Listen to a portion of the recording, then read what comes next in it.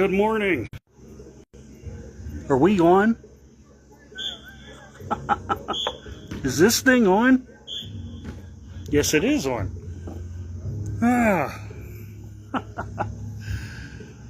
Good morning, everybody. It's the college football kickoff show 2026 dress rehearsal, and already the dress rehearsal has one little problem. And it has something to do with my quad pod, which means you're going to see less of Cameron Stadium and more of my Philadelphia Eagle-infested presence here. Nevertheless, we are here.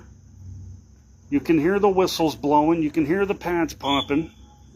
And we are here to kick off what is going to be another fantastic year of doing this show. This is my 5th year of doing the kickoff show. The first 2 years they were under different names. This is now the 3rd year for the college football kickoff show. And getting back to the quad pod situation, just before I got on, I was attempting to put my phone in the quad pod, and one of the pieces that holds the phone got loosened and will not hold the phone. So I basically said, hold the phone. What's going on here? Why can't I do it with a good shot of Cameron in the background? Well, this is why you do a dress rehearsal. So whatever can't be fixed now can be fixed later. So we're going to have to get a new quad pod. And we got a couple weeks. And we'll be ready in time for the show, the opener, August 29th, right here at Cameron. Just so you know. That's Cameron. You have my word on it. And getting here was rather fun. It was foggy this morning. Foggy. But we are here, and as I said before, the pads are popping, the whistles are blowing, fall camp well underway here at Cameron. And I myself, I got to get down to the business of shaking off my own rust as we welcome you into this dress rehearsal. And in doing so, we got a Q&A coming up here momentarily, but I first got to give some opening remarks. And I'm going to start with a shout out first. And that's to our baseball coach here at W&J, Mr. Jeff Mountain, who a couple days ago went rapid fire on me in terms of getting ready for the college football season. I've never had anybody do this. It's like, who's your national champion? Who's your Final Four? What about Notre Dame? What about Penn State? What about Texas Tech? And more. There was more there, and I had to catch my breath a couple of times in trying to get my thoughts together and explain the overall thought processes of everything that was asked.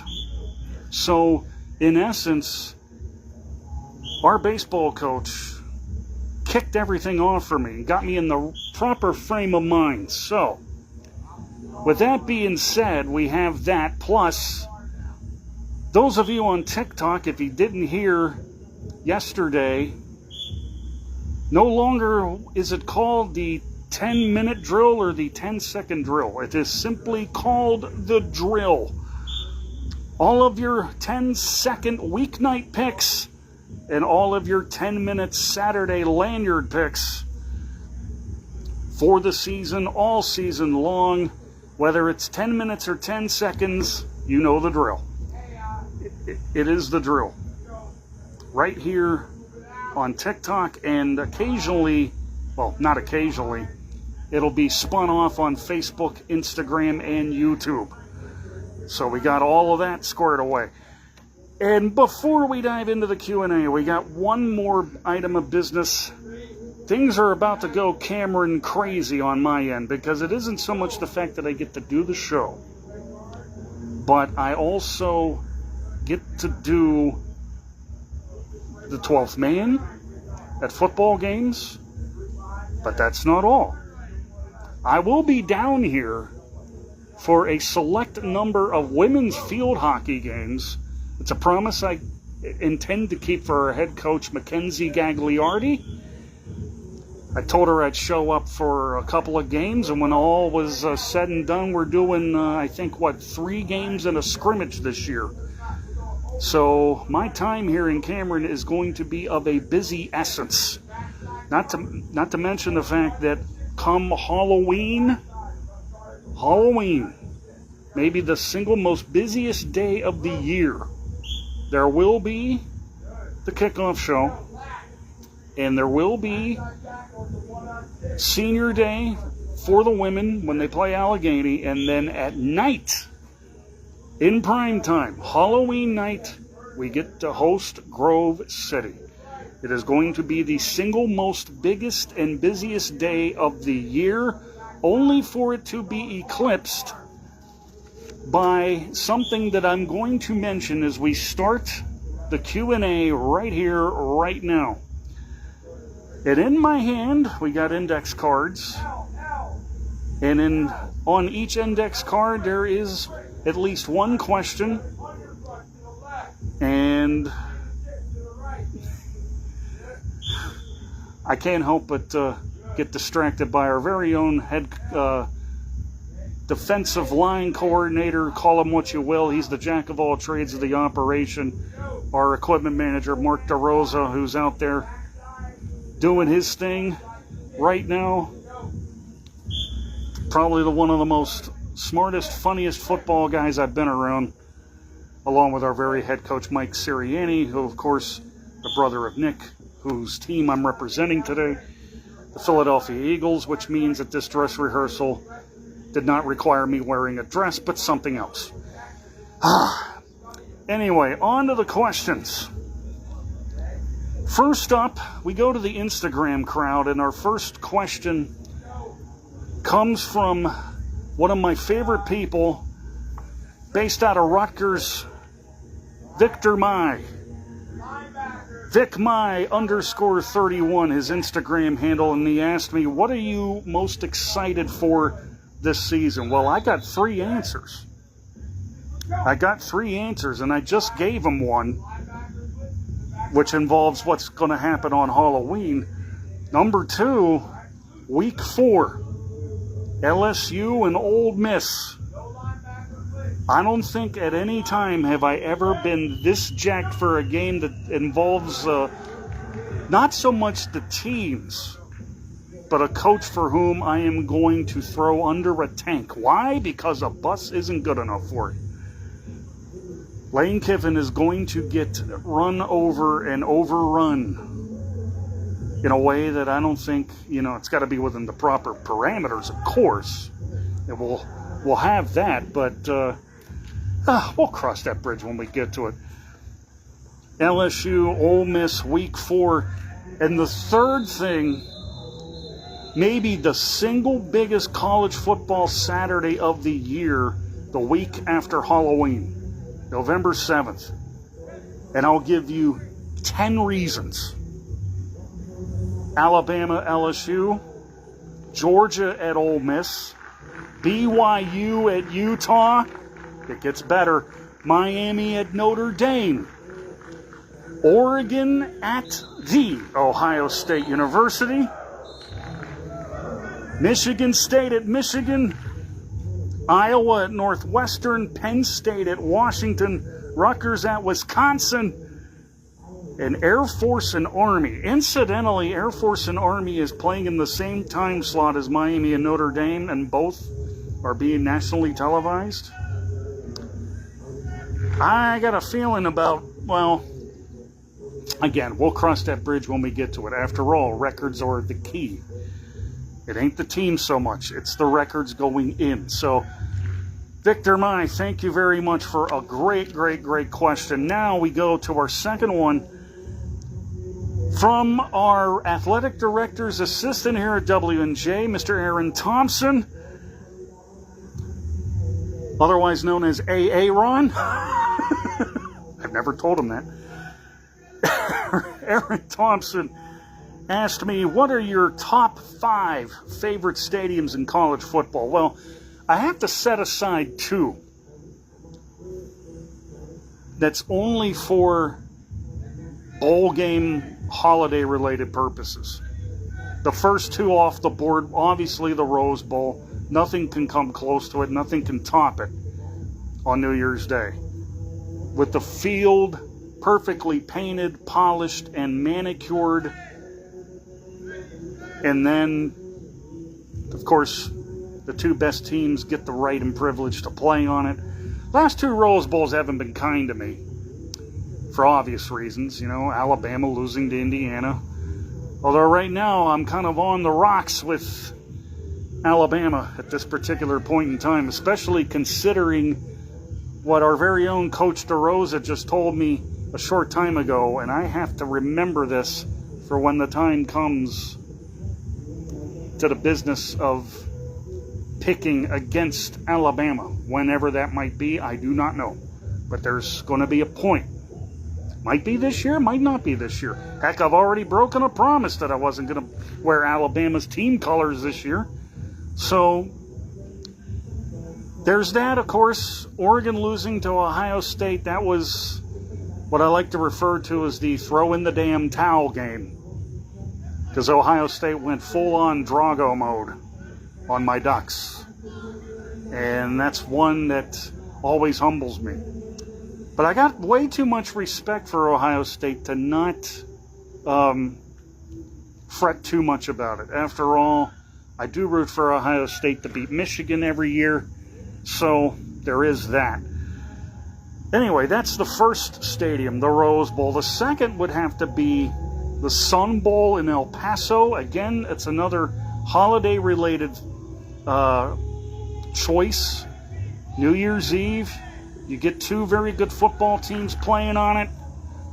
And it does make, I think, for a great day's worth of football. Certainly last year at the Sun Bowl, where we had Arizona State playing Duke, and I'm still laughing over the first touchdown Arizona State scored, where they jumped into a bowl of Frosted Flakes, only they weren't Frosted Flakes. Everybody took their turns in the bowl. But it's long been a favorite of mine, sort of the ideal opening, the undercard for all the New Year's Day games that you get to watch every year. Third one, Autzen Stadium in Eugene. You know why.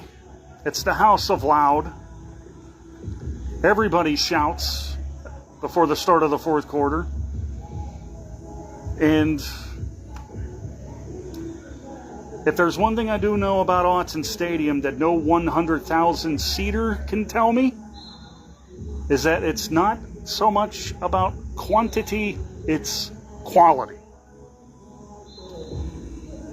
Get the loudest voices you can find and put them in one stadium of about 55, 59, 60,000, however many that place holds. And I'll guarantee you, they're in full throat for the whole day, without question. Albertson Stadium in Boise would be my fourth choice. It's the blue turf, after all. First time I saw it, it was the first ever humanitarian bowl that Boise State played in. It was against Iowa State. This was back, I believe, when Boise State had a running back named Brock Forsey, who went on to a rather short career with the Chicago Bears. And Iowa State, I believe, had a quarterback named Seneca Wallace, who later starred as a hybrid player for the Seattle Seahawks. Since then, that blue turf, and what games I get to see, whether it's Boise or the famous, or Boise State rather, or the famous Idaho Potato Bowl, it's always a must-see, and I definitely will have my place firmly planted on the chair watching whoever it is that's playing on that blue turf. And the last one,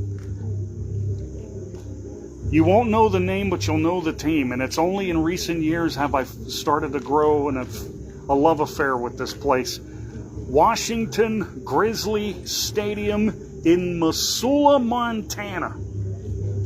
Home of the Grizzlies. Take one look at that stadium from high up, and you'll know why. It is gorgeous up there. They just installed a new turf for the fall. I'm hoping that I get to watch them play a playoff game at home in the snow when it's on television. It's glorious. It's absolutely glorious. And I have to give a couple honorable mentions. Well, actually, there's only one honorable mention that needs to be mentioned. As much as I like to talk about the 100,000 seaters, who I think by themselves have their own place for their own category, like what's your favorite 100,000 seat stadium? I could probably tell you it's Michigan's, since it was the first that I came across, but everybody's tried to upstage them. You know, Penn State, Alabama, I think Auburn's in there somewhere, and Ohio State. It's a short list, but it's a good list. But the honorable mention I have to give out to, because I've been there, Milan Pushker Stadium in Morgantown, where I got to see my first backyard brawl. I got to see West Virginia play Rutgers, Texas, Oklahoma State, TCU. Did I say Oklahoma? If I didn't, I'll mention them here. I said Oklahoma State. Oklahoma is in there too. And the only team that I got to see not once but twice, that would be Kansas State. So there you have it. My top 5 and an honorable mention. Thank you, Aaron Thompson. I'll see you down the road in a couple of weeks when the season gets going down here. Now comes one of my favorite questions from our very own Angelo Volumino, who graduated from W&J this year. He was a fixture in our secondary, was an absolute ball hawk, and he gave me not one but 2 questions. Now that I think about it, this one's an easy one. The most overrated blue blood in college football.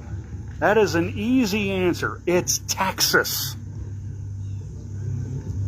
Bigger does not always mean better. I'm telling you. And with apologies to Matthew McConaughey and the fans, and I will say this on record, they do have some great fans in Texas. The ones that I encountered when Texas played at West Virginia several years ago. As soon as I started talking about the players I grew up watching, Peter Gardier, Todd Dodge, Bill Boy Bryant, and Angelo might want to take an interest in this. They had 2 excellent All-American cover corners, Jerry Gray and Mossy Cade. Both of them went on to play in the NFL. I think Jerry played with the LA Rams, and Cade had a short career with the Green Bay Packers. But Texas, and I get, the Arch Manning card can get played to death until the cows come home. And they'll do that. At the same time, what always bothers me about Texas is that, first off, you're in the SEC conference. Now, you're going to be a hunted dog all season. And it's very tough for me to get behind a team on a weekly basis as it is. I've always had somewhat of a love-hate relationship with the Texas Longhorns. I'll take them over Oklahoma, but I learned a lesson years ago about overhyped and overrated teams, because Oklahoma used to be one, and rooting for Texas was the norm. I don't want to start rooting for Oklahoma. Sure, I'll take Texas to beat Oklahoma. I'll take them to beat Notre Dame, or not Notre Dame, Texas A&M. But as far as the rest of it goes, can't say for sure. But I am going to take Texas as my most overrated blue blood. And there could be some other ones out there. I just won't touch base on them. But Texas, I think, by a landslide in that regard. And that was not the only question. And since I mentioned Notre Dame, or tried to mention Notre Dame, Angelo came back with another good one. Should Notre Dame join a conference with the new format for the college football playoff? If not now, when? At this stage in the ball game, Notre Dame's running out of loopholes. And after last year opting out of a bowl game, which lost a lot of respect from a lot of people, and like Texas, there are times where rooting for Notre Dame is perfect. Certainly, I will pick Notre Dame in at least one game this year. Immediately, Miami comes to mind, so go ahead and put that down, barring injuries and the like. But this is the one thing that continues to handcuff the powers that be of college football. At some point, they're going to need to. They've already tested the waters with the ACC. The Big Ten, I think, would be another option. Although they're pretty much well stocked on their teams, and the SEC, no, it's not going to happen there. But the ACC would be perfect. They can play with Pitt. They can play with Clemson. They could play with a Virginia Tech or a Georgia Tech or they've played them all. They've tested the waters with each of them. They're playing North Carolina this year too. So, stop riding the fence and hop over the damn thing. I would like for them to play in a conference. I really do. It's a tough sell, but it's getting far too easy to, try to convince people that Notre Dame is a standalone university, especially when that standalone university hasn't won a national championship since I was in high school. If you're going to make the playoff, you better be in the top 12. Don't give me that top 5, top 4 nonsense. You got to prove it on the field. Let's assume they beat Wisconsin, all is right with the world, then they lose to Rice the following week. All of that is moot. All of that is moot. I don't know. I would like for them to join one, as does everybody else, but Notre Dame will be Notre Dame because they are Notre Dame. And Angelo, thank you, buddy, and thank you for supporting the College Football Kickoff show. Much appreciated. Speaking of Wisconsin, Badgers Express, Badgers.Express. We went over this not too long ago, but for those of you listening, the question was raised about Wisconsin's record prediction. What's my record prediction for Wisconsin? And I know I got a couple of interested parties that are going to want to hear this. And one of them I know has already heard it, so I use that as a dress rehearsal for this dress rehearsal. So my thing with Wisconsin is that, number one, first off, Luke Fickell's in his 4th year. And they are taking a chance on possibly, maybe building on what has been a not so kind resume at Wisconsin. But it wasn't until I was watching their fall camp on the Big Ten Network that something jumped out at me. And Badgers Express does not know this, but I'm going to preach it right now. They have a quarterback that they got from Old Dominion in the transfer portal. His name is Colton Joseph. And any hopes of Wisconsin returning to grounding it and pounding it might be in for a big surprise this year, because here's a guy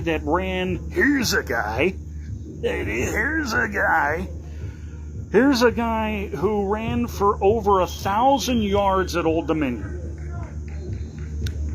I don't know how many touchdowns he scored, but here's the thing. You're playing against the Sun Belt Conference. You're now in the Big Ten. And I don't know. It's a tough sell when you got to go up against Notre Dame to start your season. There's little margin for error. Then 3 weeks later, you play Penn State, and God only knows what that's going to be like with Penn State. And then as far as the rest of the schedule goes, it's conference play. And by that time, everybody's got some sort of tape on Colton Joseph. So I can only hope that Wisconsin, the standard is 6 wins to get you in a bowl game. I want them to go 7. So we're looking at 7-5. I would rather be safe and through as opposed to perhaps teetering on not going to a bowl. The 6-6 is all right for some teams. Yeah, I think back to a few years ago where San Jose State had a 1-5 record and then won 5 straight to get a bowl bid. Wisconsin, what they got to avoid is being backed into a corner and possibly not being in a bowl game. That's why I think games against Iowa and Minnesota, I think, are going to be gigantic for their overall cause, as business is picking up behind me.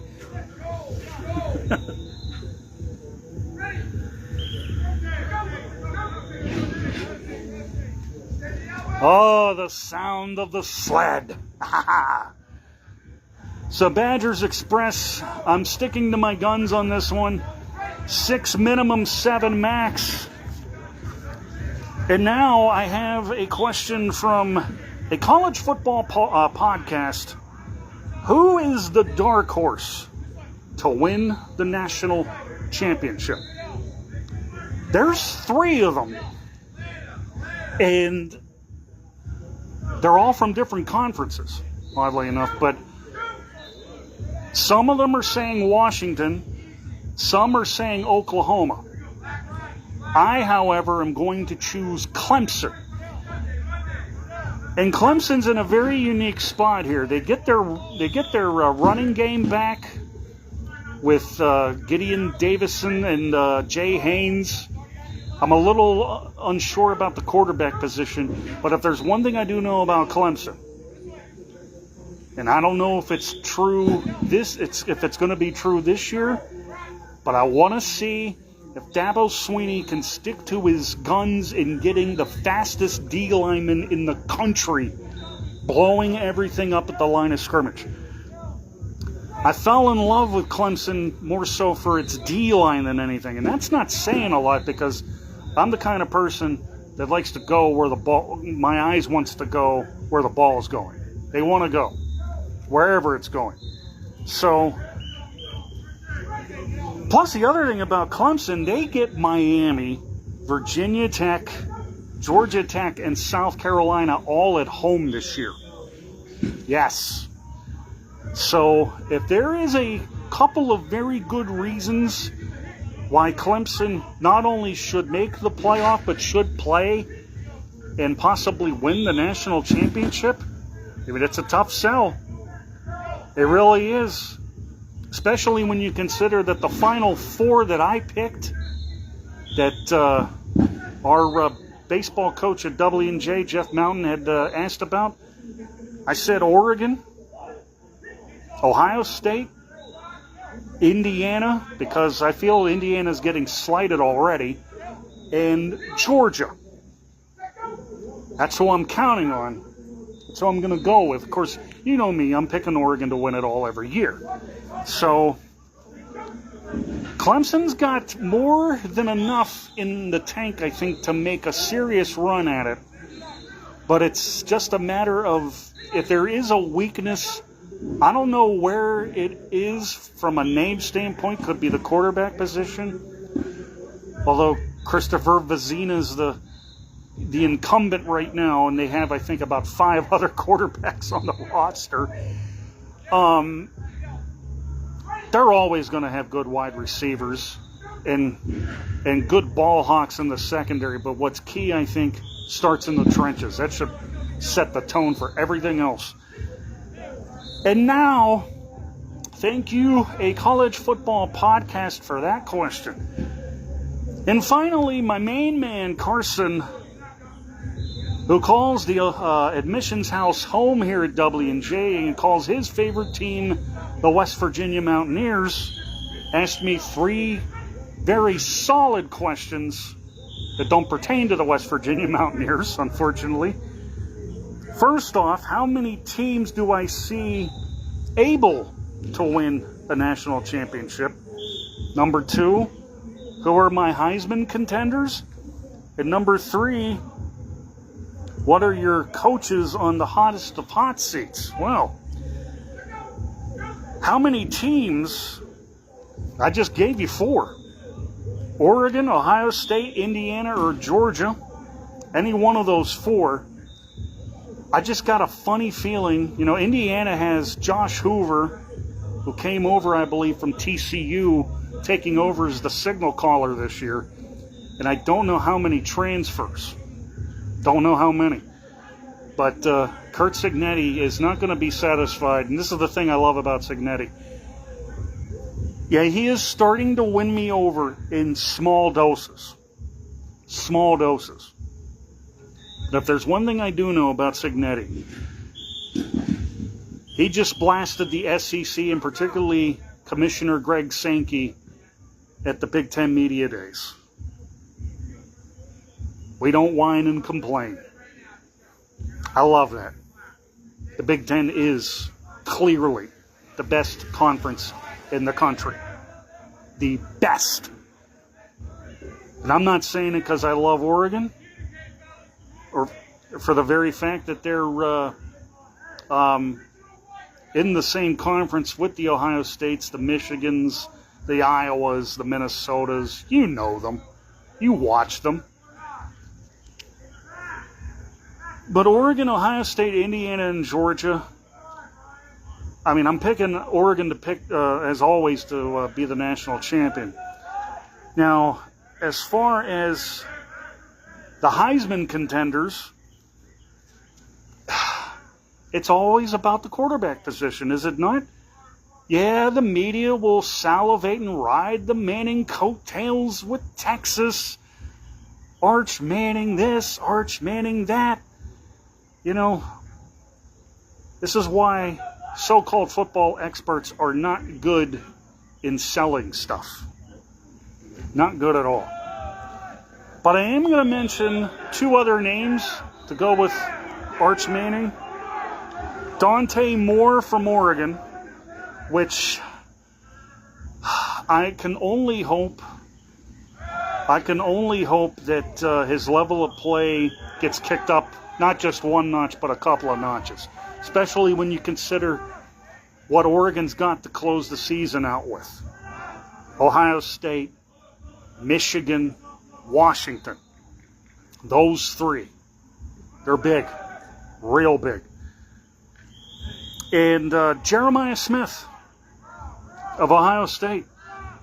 And the sad part about it is that they'll try to find some way to get Julian Sayin in the conversation, but Smith has got, hands down, I think, the greatest skill set of any college football player out there right now. He just needs to be fed the ball a lot more to earn that trip to the Downtown Athletic Club and ultimately to win the Heisman. But I'll say this, if he doesn't win the Heisman, look for him to have a pro career, the likes of which we haven't seen since Jerry Rice. Okay?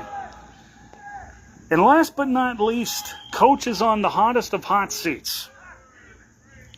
Dave Aranda at Baylor. That's all you need to know. Baylor has been a dirty program ever since Art Briles left. And I don't know. I don't know. Maybe it's... I don't watch very much Baylor football at all, but Baylor, they need to start fresh. If they don't have the kind of season that warrants for Aranda to come back or even get a contract extension. I don't know what his contract is, to be honest with you. But from the looks of things,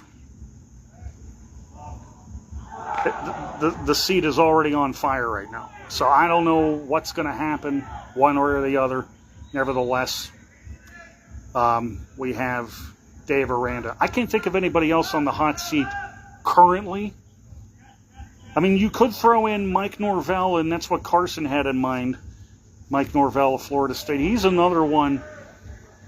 You know, players want to play for him, but they got to get the results put on the field. If Florida State is to be name-checked in the conversation for any kind of consideration, whether it's the playoff or a bowl game, they got to work their asses off for this man.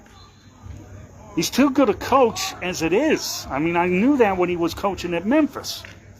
So, Carson, thank you, and thanks to all of you for those wonderful questions, making this dress rehearsal all the more sweeter. Now, I'm going to throw one more item of business here before we close the book with our team theme schedule, and that is a question that I'm surprised nobody has asked that I'm going to give the answer to here.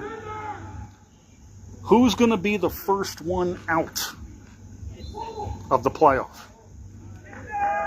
What I'm worried about is what Notre Dame had to go through last year, what Florida State went through 2 years ago, and on top of everything else, there's going to be a casualty. There will be. And my biggest fear might be Penn State. Might be Penn State. I don't know. I expect for things to improve with Matt Campbell as head coach. He's brought in 40 transfers, and roughly more than half of them are from Iowa State. They have a new quarterback. They should be so much better at finishing games, I think, than what James Franklin did when he was coaching there. So I hate for any team at all, but if there is a team that I think might fall victim to being the first one out, that's going to start the controversies all over again, it's Penn State. I think the players need me. So before we sign off, let's give you the team theme schedule really quick here. Week 1 will be down here in 2 weeks. North Dakota State will be the team theme choice. Week 2, Oregon. Week 3, our first home game with W&J is here. Week 4, you already know that story. Ole Miss, that's going to be huge. Week 5, West Virginia. Week 6, W&J's second home game of the year. That's on October the 3rd. We have the bye week on homecoming. We come back here for Notre Dame on the 17th. October 24th, Week 8. That will be decided tonight. Minnesota or Texas. One of those two will be dawned down here October 24th. Halloween night, W&J, of course. And the same holds true for Week 10. As for Week 11, it's a flexer. Only because we're either going to be on the road to Westminster, but if not, and that's only if we have something to play for.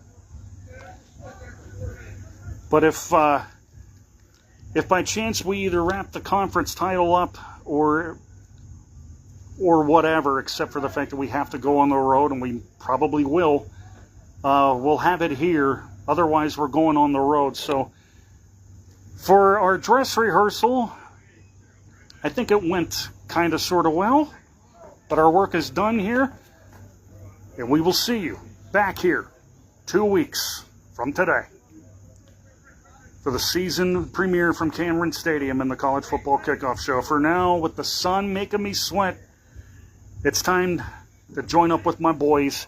Brandon Rutherman signing off for the College Football Kickoff Show. Have yourselves a great one, and we'll talk to you in 2 weeks. Take care, everybody.